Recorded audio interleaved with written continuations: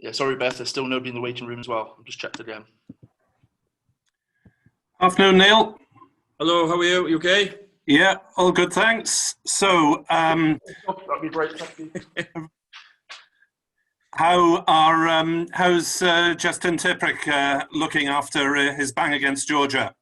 Yeah, Tip's the same. He's just going through his protocols as he normally would after obviously an head injury. So we'll see how he goes later on in the week. But he's in around. He's looking okay, to be fair to him. It was a pretty heavy knock on Saturday, but seems pretty good. And obviously we'll see how he goes for the rest of the week. So he's passed them so far? I believe so. You better ask Jeff Davis, our doctor. But I think he's doing okay, mate. And as I said, it was a big one on Saturday, but he seems pretty good. And hopefully he can continue to go that way.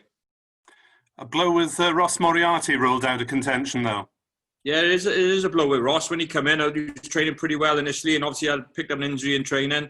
So yeah, we were hoping he was going to be fit for the latter games, but sadly that's not to be the case. So he's been a big player for us over a long period of time, and someone we could do with at this moment in time as well, you know. So, but again, it is what it is, and hopefully he can get himself right for the Six Nations when that comes around.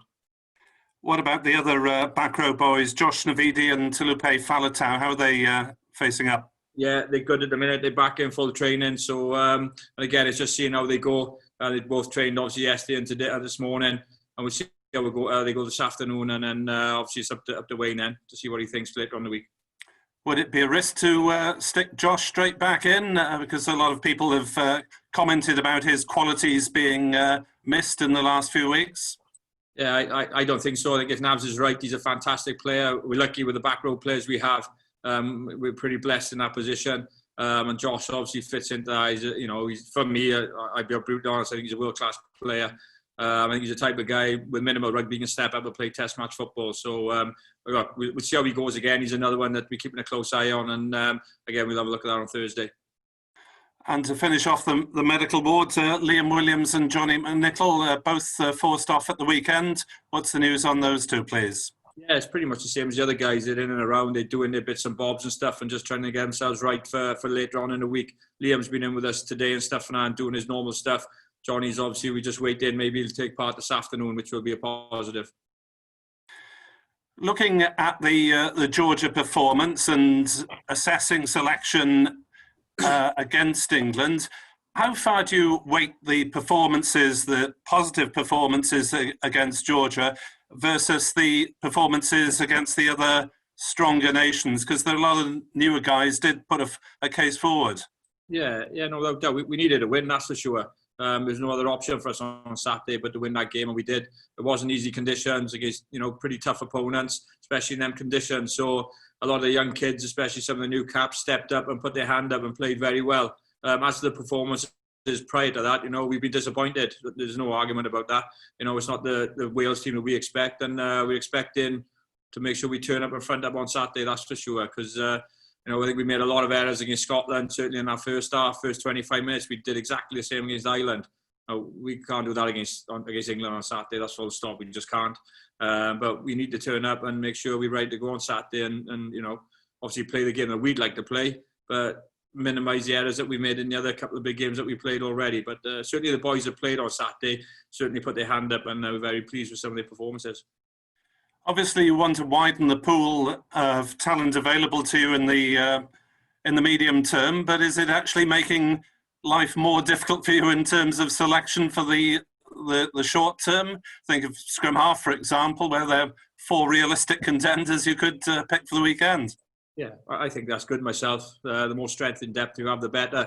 You want players in the squad continually pushing each other, striving to wanting to play, striving to push each other harder, make each other better. It's plain and simple. And as you said, we're lucky. Certainly at 9, we're very lucky in the back row. There's good battles across the board everywhere. There's battle at 10, which is good, what we're looking for. So some of the back 3 players as well. So there's not too many positions really there that it's nothing. Just other than probably Al, that can say that he's starting. Everyone else is fighting for a position. I think that's good. You mentioned number 10. How do you see that particular contest for the shirt? Yeah, well, it's good. I think that Callum was good on Saturday. We're really happy with how he went. Tough conditions, as I said. The wind was very tricky, and obviously a lot of rain. So I was happy with the way he kicked. He put some nice ones in. Of course, he's got to get better. There's no doubt in that. That's what it's all about. But I think it's good from Callum's perspective that he can put pressure on Dan, and I believe Dan will respond in the right manner. And respect that, and he does. So I think it's good for both of them, and obviously whoever plays on Saturday for us, it doesn't matter to us really. They're both fantastic players, and we'll be lucky either way. And in terms of the task ahead of you, England ranked second in the world, Wales ninth at the moment.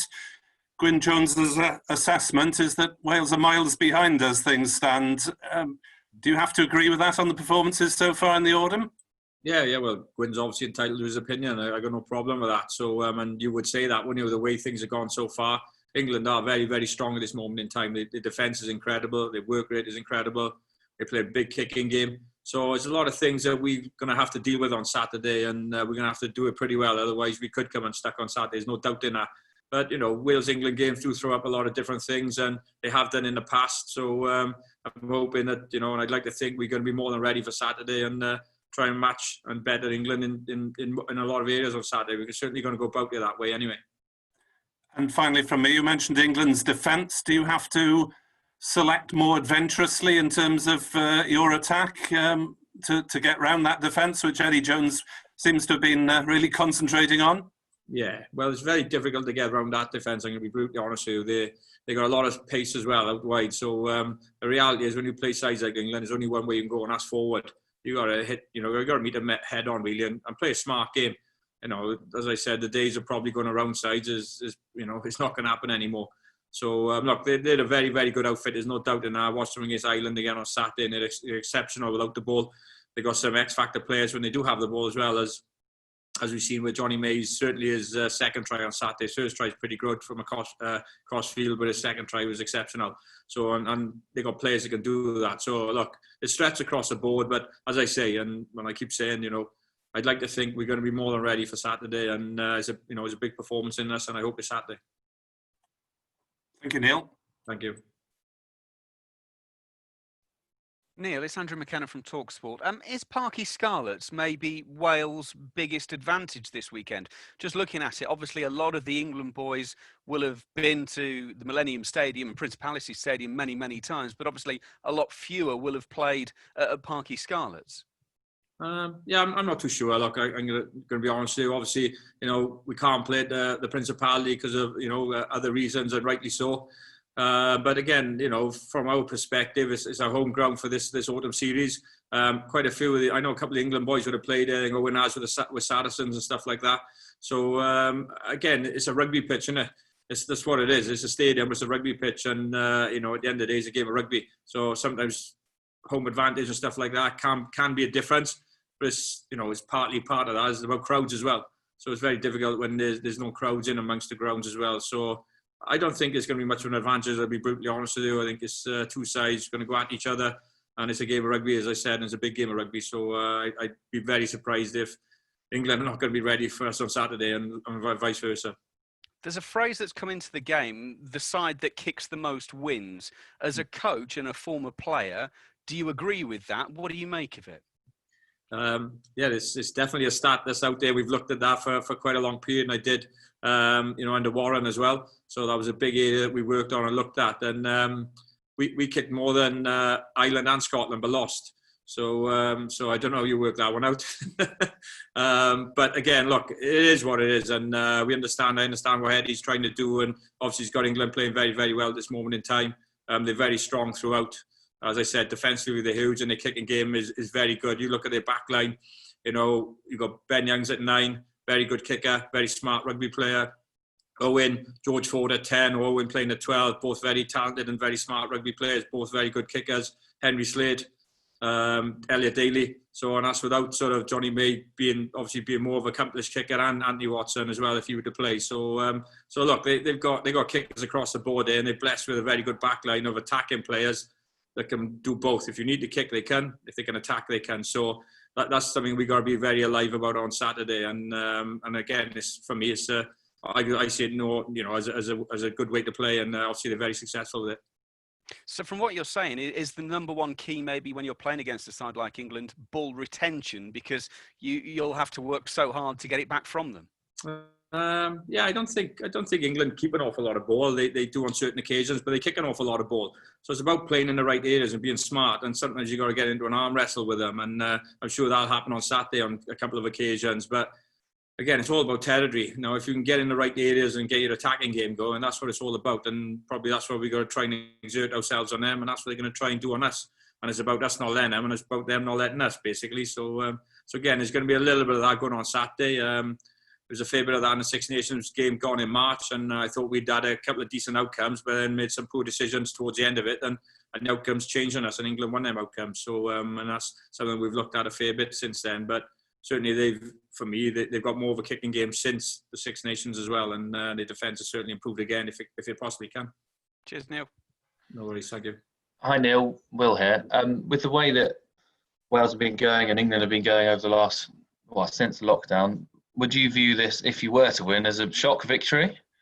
Well, it would be in a lot of people's eyes, wouldn't it? There's no doubt in that. And you know, but look, as you would know, you know, we're a certain type in Wales, and you know, we'd like to think we're going to back ourselves on Saturday and fancy our chances. England's always a huge game for us. There's no doubt in that. I can't say it's the biggest game of the year because every test match is important and it means a lot to us. But England certainly is a big game for us, and certainly, as we've already mentioned, some of the performances in France, Scotland and Ireland haven't been good enough. So we're up against the second best side at this moment in time in the world. And as I said, it's a big challenge for us. And we don't see it, I'm sure, as a shock in here, but I'm sure the rest of the world would. Obviously, in England-Wales games, particularly in Wales, the atmosphere is such a key part of it, as you were talking about. And there's been ones where you guys have dragged results from desperate situations and all sorts, as we well know. So without all that, how difficult have you guys found it as the Wales squad to kind of focus on yourselves, get yourselves?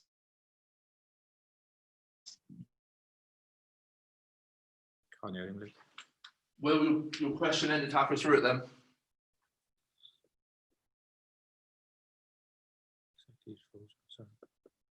Does anybody else want to take over? Because Will seems to have frozen our end. I can drop in, if that's okay. No problem. Sorry, Neil. Just a quick one on how it's been since the Georgia win in training. Have you noticed a slight difference in the mood in and around camp? No, I think it's, you know, from our perspective, it's important to get that W, as we said. The boys have been pretty good. They have done throughout, I've got to be brutally honest, you know, since they've come in. They've been very good, even in some, you know, we've had a couple of disappointing performances from our perspective, and I know the players would, you know, admit that as well, and everyone is all in it together. But it's nice to have a win, obviously. It's nice to get rid of that and get that losing streak out of the way. But as I said, it's a Wales-England game as well, so the boys coming in are very excited and looking forward to it. And as I said, it's a big old game for us, so that's something that we're looking forward to, and the boys have been very good, if I'm honest. Touched on that. I mean, how much would it mean to you to get this victory over England? It's obviously been a tricky start to proceedings with Wayne, but just to beat England, what would that mean to the team and the coaching staff? It was huge. Obviously, you know, we want to win every game that we play in, and this is a big game for us. As we said, a second best side in the world. England at home. You know, I'm used to, you know, being successful and wanting to win and expecting to win at home, and you know, I don't see any difference on Saturday. And we know it's going to be tough. There's no doubt that it's going to be very, very tough. We understand what's in front of us, but if we can do what we can do and perform like we can perform, we've got more than a chance on Saturday. And but we need to be right on the edge and right on the money on Saturday to give ourselves a chance. There's no doubt in that. And it'd be a huge boost to everyone here, that's for sure, and to the country, obviously. Some have questioned the way in which these autumn fixtures have come about. Some have called them a little bit dull and a bit drab so far. But when it comes to this game, can we expect some fireworks? I'd probably say so. I'd be surprised if there's not. Very surprised. So both teams will be on edge. There's no doubt in that. And it's a big game for both of us. Obviously, England want to maintain and continue what they're doing. We want to get on the right end of it as well and get going and get on a winning run ourselves. So I have no doubt there will be something along the lines of that on Saturday. Thanks, Neil. Thank you. Alex, please. Hi, Neil, UK. Just a couple of questions from me. You're the one constant from the coaching team, this transition from Warren to Wayne. You know, you've touched on the fact that the results haven't been what you wanted. How are you assessing the transition as someone who's been both sides? Yeah, but obviously, with the new group of coaching staff that we got, they're trying to evolve and do things, slightly different to what was here before, and I totally respect that. It's obviously different. It's different for myself, and I'm trying to get an understanding and a feel for it as well. So, and vice versa from them to me probably. So, I've obviously worked with Steve before and worked with him in the World Cup. That was very good, I think, for both of us. And yet we continue to do the same things that we've done anyway. So, and again, it's just getting used to me for obviously for John, Wayne, and obviously, with Gethin coming in now. I think the one good thing from our perspective is we've all pretty much played together, or played against each other, from with Steve, from with Gethin, and with Humps. So that's a good thing as well. So look, I'm more than happy with how things are going at the minute. We're trying to evolve and move things forward and play a slightly different way. And I think it's going to take a bit of time, and obviously we're seeing that. Just lastly, how's Reece Patrick getting on? Is he available for consideration at the moment, or what's his injury situation? No, not at this moment in time. So he's continuing to go through his protocols of stuff. So we're just monitoring Reece and see how he is. Thank you. Thank you. Brilliant. We'll leave it there, everyone. Thank you.